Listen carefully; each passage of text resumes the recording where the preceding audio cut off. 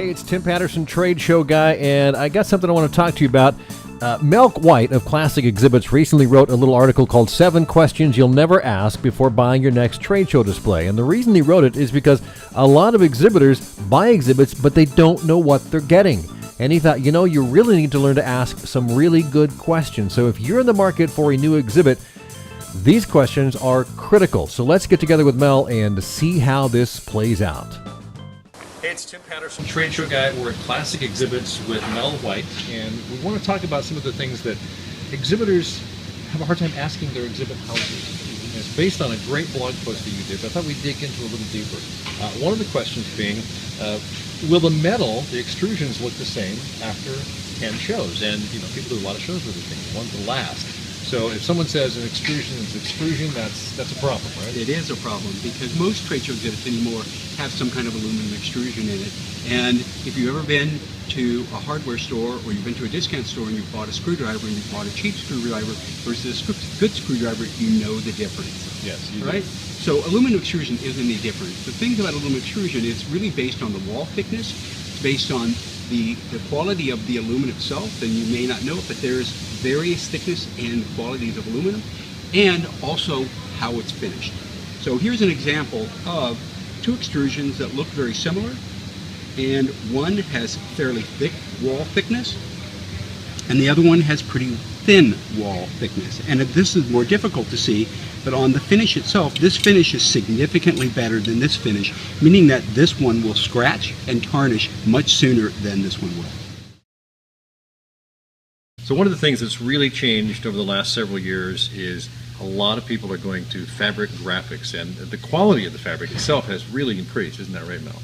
It has. The quality of the fabric has increased, but one of the interesting things about fabric graphics, it's one of the questions you would never ask. And yet, if you're a seamstress, you know that there is a difference between poor quality fabric and high quality fabric. It's the same in a thread count, for instance, in a pillowcase or sheets. Well, lower quality fabric doesn't hold the dyes. It also, any kind of sewing, it's much easier for the thread to rip out of the zippers, to rip out of the threads itself. It's meant to be disposable, those kind of graphics. And so you need to ask your provider, what's the quality of the actual fabric itself? Is it high quality, low quality? And have them show you exactly what they're printing on.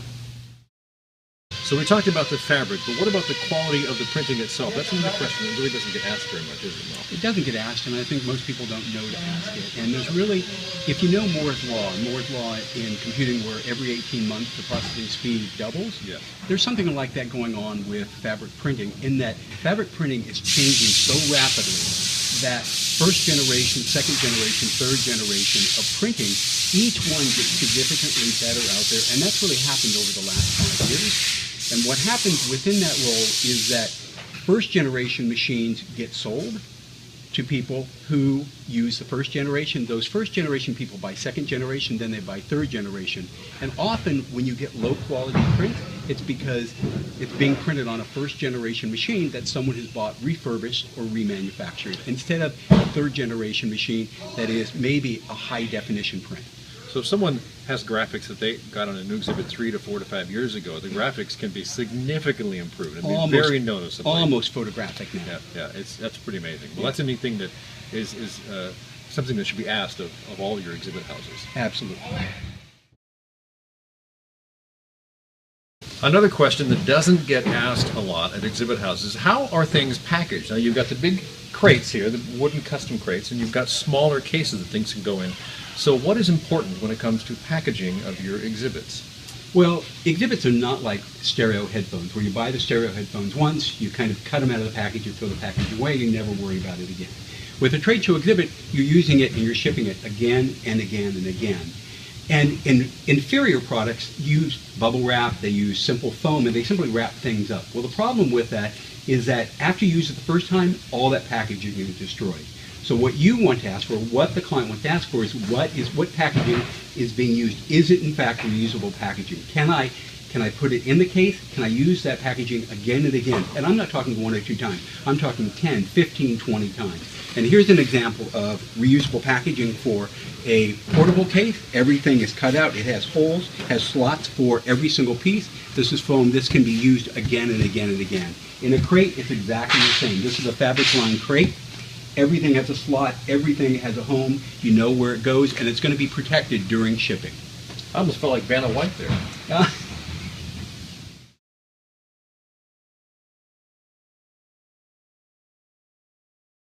Another thing that a lot of exhibitors don't ask is about replacement parts, because exhibits are really a series of parts and pieces, so they don't ask about replacement parts. They're thinking of the whole thing. Yeah. So what kind of questions come up, and what kind of questions should they be asking? Well, what they really need to think about is I'm old enough to remember that when you bought a toaster, the toaster was an investment.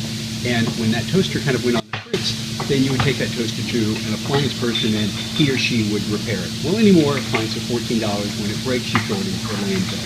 Well, a display is not something you want to throw into a landfill. So when you lose a part, and you're guaranteed at some point to lose a part, whether you do it or somebody at the show, labor loses a part, you need to know that there's a person you can go to, that person can order that part from you, and you can get a replacement part fairly soon. And it could be something simple as a lock or a base plate, or actually it could be an entire piece of extrusion that you need.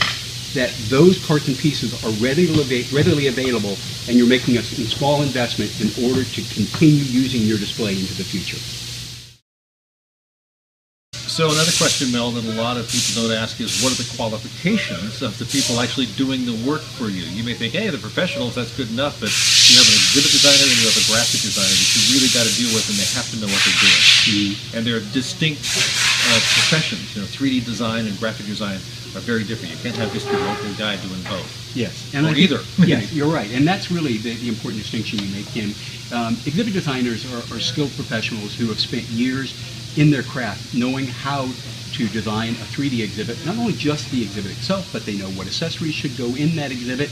They know the flow of it, how to design the graphics. They know all of those elements, and they know all the parts and pieces, and they know the technology to make that all come together. And they know how to do it within a certain budget. So it is a highly skilled craft that should not be left to just happen chance. And you've got a small exhibit, 10 by 10, 10 by 20. Often you have to be concerned about not only what it looks like and feels like, but how traffic is in and out of that 100-foot or 200-square-foot space. So it's very critical that this happens. You can look at graphic design from a lot of different angles. There's internet graphic design, there's web design, there's design for ads and things like that in magazines. Mm-hmm. But what is the difference about designing graphics for an exhibit? Well, one of the things about graphic designers, and I'm always careful when I talk about graphic designers because it's easy to kind of bruise their feelings. But the fact is that some graphic designers are very, very good at print. Some designers are very good at web. And other graphic designers are good at large structures and billboards. And there's a talent that comes to a graphic design that's really the opposite of what you would think in a large structure. A larger structure is more minimal than a smaller structure. You can have more print, you can have more images in a smaller print ad than you actually can in a larger display, because you've only got those 2 or 3 seconds to really grab some attention. Right. And the struggle that most graphic designers have is they may only do an exhibit once or twice a year, and in some cases only once or twice in their entire lifetime.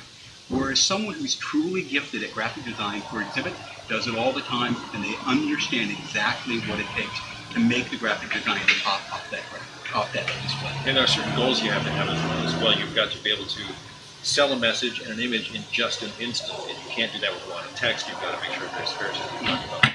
So there's a lot that goes into design of graphics and 3D exhibits. And exactly, and then part of it is just understanding the 3D component, understanding the flow of something that's not on a 2D surface.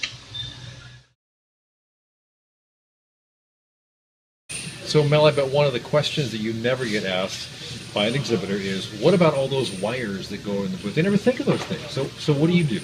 Well, the thing about wire management, it's no one's to blame and everyone's to blame. And if it's lousy, it looks bad. Yes, it does. And you can't really blame people. They don't really think about the wires. They may not know exactly what they're going to have in the booth ahead of time, but they should. Because we know from experience that if you don't know where the wires go, you can't pre-plan for it. And it's much cheaper to pre-plan for it. So to put those grommets in, to do the run the wires in the booth before it ever leaves production than it does at the show. At the show, it's 10 times more expensive. So we're pleading with you together. We're pleading with you. Think of the wire management. Even if your exhibit professional doesn't mention it, you have to be the one that drives the exhibit, the wire management. So that means telling your exhibit designer, okay, I've got 17 computers or I've got whatever, along with all the lighting, so that they know how much wires to accommodate. Exactly. And I'd like to thank Mel White, Classic Exhibits, again for spending time going over these questions in detail. Questions which I think are very important that you ask your exhibit house before you get involved with them. Question number 1, let's recap. Will the metal look the same after 10 shows? Very important to get high quality metal. Quality is really what we're talking about here. What's the quality of the fabric graphics? Question number 2. Number 3, what is the quality of the fabric graphic printing? So are they using one of the newer model machines or something that's 3 or 4 or 5 years old? Because the technology is changing very quickly on fabric printing. Number 4, is the packaging material reusable? Or is it going to be just bubble wrap and plastic wrap? Is that going to do the job for you? No, you probably want something that's going to actually help you unload and set the exhibit up and repack it and put it back away 10, 15, 20 times or more. What about replacement parts? Question number 5, are they available and are they easy to get? Number 6, what about the designer's qualifications? Your exhibit designer, 3D, and graphic designer. Very unique and precise practices they are, so make sure you ask about that. And number 7, a question that hardly anybody ever asks: how do you handle wire management? Make sure that you understand and discuss with your exhibit house how much you're actually going to put in your exhibit, whether you've got ovens or refrigerators for demo sampling, whether you've got several iPads you want to plug in. Make sure you discuss that so that all those wires have a place to go. Thanks, and best to you in your exhibiting world and your success. I'm Tim Patterson, Trade Show Guy.